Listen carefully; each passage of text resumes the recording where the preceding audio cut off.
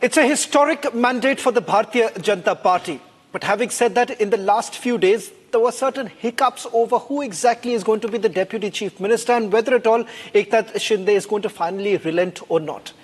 Is everything well within the Mahayuti camp? Joining us on this is exclusive tonight is a rising face from Maharashtra. Union minister Muralidhar Mohol sahab, Republic TV से बात करने के लिए बहुत बहुत धन्यवाद। सबसे पहले शुरुआत करना चाहूंगा कि मैंडेट की अगर बात करें, एक हिस्टोरिक मैंडेट रहा बीजेपी के लिए, पर साथ ही साथ सवाल ये उठता है कि पिछले कुछ दिनों में ये देखा जा रहा है कि क्या महायुति में कोई फूट हो चुकी है?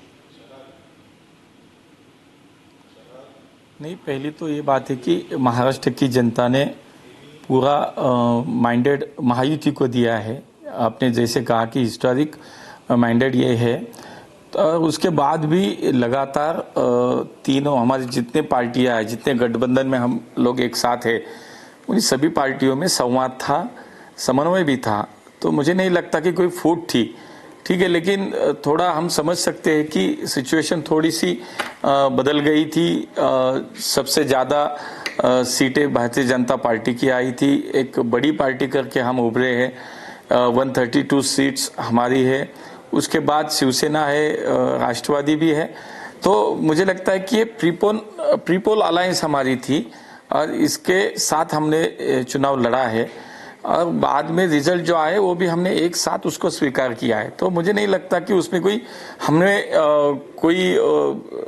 बेबनाव था, विसंवाद, ऐसा कुछ नहीं था। सब नेता एक दूसरे से बात करते रहते थे। थोड़ी बहुत कुछ चीजें रहती है, लेकिन वो भी अभी साफ हो गई। एक विचार से सभी आगे जा रहे हैं। आज आपने देखा है कि हमारे भी विधायक दल के नेता माननीय देवेंद्र जी का नाम तय हो गया, निश्चित हो गया। और आज तीनों नेता, हमारे देवेंद्र जी हो या एकनाथ शिंदे साहब हो या अजीत दादा, तीनों ने साथ मिलकर राज्यपाल महोदय की यहाँ पे भेंट की और सरकार स्थापन करने के लिए उन्होंने दावा भी किया है। आज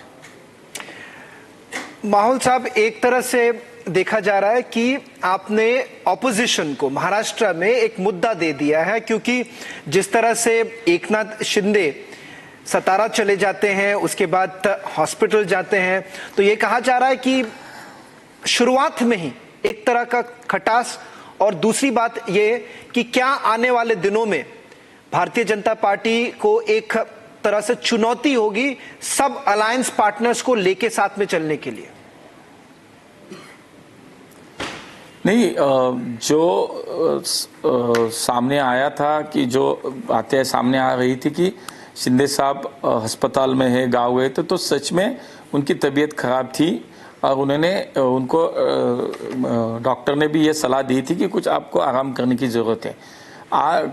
जब से वो अस्पताल से बाहर निकले तुरंत वो वर्षा पर गए, वहाँ पे उन्होंने मीटिंग की। आज भी पूरे दिन सुबह से वो एक साथ सभी आपको दिख रहे हैं। अभी भी प्रेस कॉन्फ्रेंस चल रही है, उसमें तीनों एक साथ है।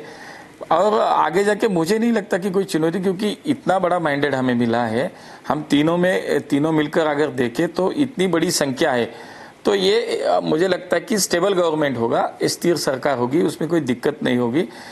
पिछली सरकार 2.5 साल की गत सरकार भी हमने देखी हो तो हमारे 106 नंबर थे और उसके बावजूद भी हमने वहां पे देखा कि 2.5 साल हमने अच्छी सरकार चलाई माननीय शिंदे जी के नेतृत्व में।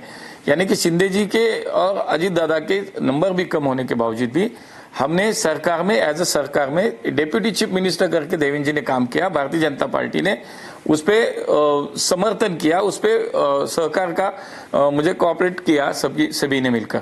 तो मुझे नहीं लगता कि अभी भी वही, खाली यही है कि अभी शिंदे साहब की जगह पे देवेंद्र जी आए। व्यक्ति बदल गई, लेकिन हमारा गठबंधन तो एक ही है, गठबंधन वही है, वो नेता तीनों वही है, खाली पोजीशन इधर उधर हो गए। मुझे नहीं लगता, लेकिन इन तीनों ने साथ मिलकर बड़ा अच्छा काम किया। गत 2.5 साल में इस महाराष्ट्र को एक प्रगति की ओर तेजी से लेके जा रही है, जनता ने भी देखा है और इसीलिए मुझे लगता है कि जनता ने भी विश्वास किया है, समर्थन दिया है।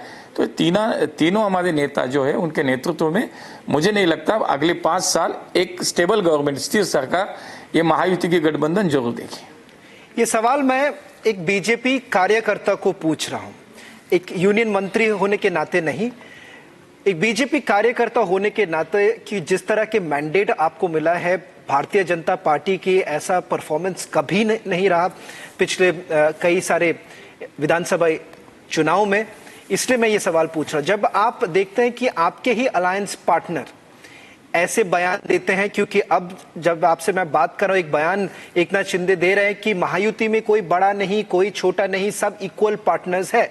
पर एक बीजेपी कार्यकर्ता होने के नाते मैं ये पूछूंगा जरूर आपसे, क्योंकि आखिरकार आज अगर महायुति सरकार बना रही है वो भारतीय जनता पार्टी के प्रदर्शन के कारण, जिस तरह से कई सीट आपको मिले हैं ये आपके महायुति के पार्टनर्स को नहीं मिला। दूसरी बात यह है कि वोट ट्रांसफर भी हुआ है। अगर एनसीपी को आज सीटें मिली हैं तो क्योंकि भारतीय जनता पार्टी के कोर वोटर्स का एक वोट ट्रांसफर हुआ है।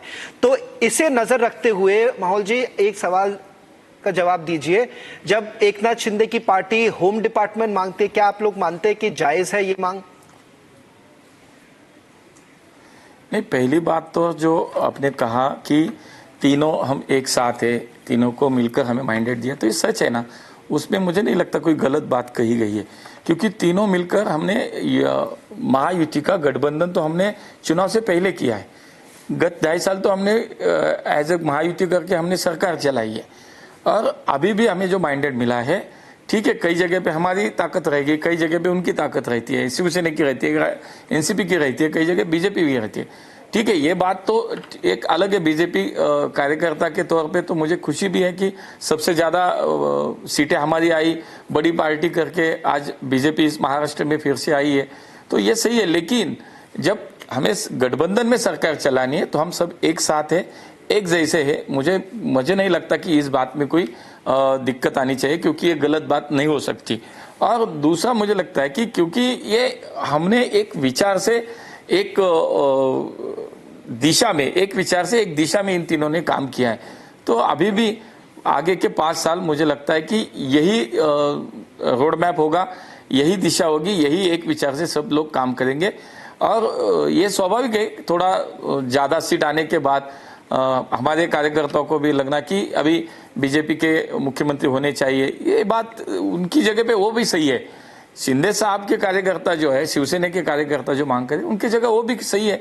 लेकिन आखिर में सब मिलकर एक साथ बैठेंगे, एक साथ बैठकर वो जो डिसीजन लेंगे, तो मुझे लगता है कि वो सभी को स्वीकार है। ये बीजेपी के कार्यकर्ता हो, एनसीपी के हो या शिवसेना के, सभी कार्यकर्ताओं को ये जो तीनों मिलकर जो डिसीजन लेंगे वो सभी को स्वीकार रहेंगे। एक आखिरी सवाल करना चाहूंगा माहौल साहब, क्योंकि ऑपोजिशन अभी भी लगातार आपसे सवाल करे जा रही है कि 10 दिन हो गए, मुख्यमंत्री का नाम लेने में आपको समय लगा, और साथ ही साथ एकनाथ शिंदे भी देखिए जिस तरह से डिमांड वो रख रहे थे, उससे एक सवाल वापस उठता है कि आने वाले दिनों में क्या रोल रहेगा शिवसेना का और एनसीपी के, क्योंकि अगर मान लीजिए पोर्टफोलियो जो वो चाह रहे थे वो उनको नहीं मिला, तो क्या आपको नहीं लगता कि एक तरह से आपके लिए बहुत बड़ा चुनौती होने वाला है? नहीं, मुझे कोई चुनौती नहीं लगती। मैंने पहले भी कहा कि गत 2.5 साल हम तीनों ने एक साथ मिलकर महाराष्ट्र में सरकार चलाई है, और आपने देखा होगा कि कहीं भी कुछ भी गलत नहीं हुआ, एक विचार से सभी ने काम किया है। तो अगले 5 साल में क्यों गलत होगा? कुछ भी गलत नहीं होगा। और ये श्रेय किसको मिलना चाहिए माहौल साहब? ये श्रेय किसको मिलना चाहिए? क्योंकि एक तरह से आप एक राइजिंग फेस है, आप महाराष्ट्र के एक उभरते हुए नेता हैं इस वक्त, दिल्ली में उभरता हुआ नेता के तहत देखा जाता है। क्योंकि कई लोग तो ये भी कह रहे थे कि आपका नाम भी चर्चे में चल रहा था पिछले कुछ दिनों में कि क्या आप मुख्यमंत्री बन जाए, क्योंकि एक तरह से सरप्राइज बीजेपी को देना आदत सी है। पर एक सवाल करना चाहूंगा कि क्या आप मानते हैं कि देवेंद्र फडणवीस आखिरकार उनको पूरा श्रेय मिलना चाहिए ये हिस्टोरिक मैंडेट के लिए? नहीं, मुझे लगता है कि तीनों पार्टियां, तीनों नेताओं ने मिलकर काम किया है। देवेंद्र जी की पार्टी यानी हमारी पार्टी तो सबसे बड़ी पार्टी करके सामने आई है, तो स्वाभाविक रूप से आज भी विधायक दल के नेता उन्हीं को चुना गया है हमारी पार्टी का।